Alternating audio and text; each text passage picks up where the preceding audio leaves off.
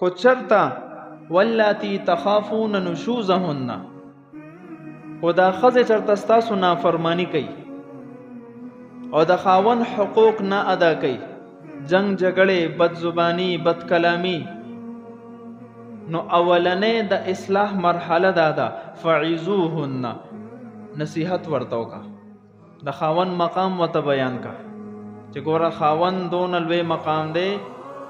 حدیث مبارک کې راځي کو یو زنانا روټه پورې کړي په تنور باندې او خاوند ورته आवाज وکړي چې دلته راشه زما ضرورت پوره کا، نو دا به روټه په تنور کې پریک دی، خاوند له برازي اگر چې روټه دی وسوځي. در دې پورې حقوق دي. نو دا قسم دې ته به نصیحت په ورته وکړي چې ګوره د خاوند حق ادا کا، ورنه الله به درنه تپوس کوي.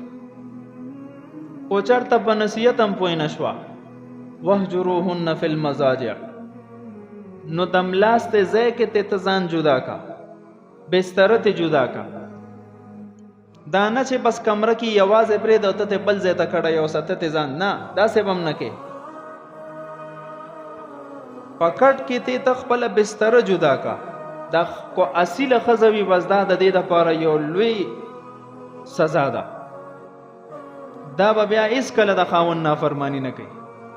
او که یو زنانه دومره حده پورې نافرمانه ده چې د نصیحت باوجود خاوند ته مخ هم واړولو، بستره هم ته جدا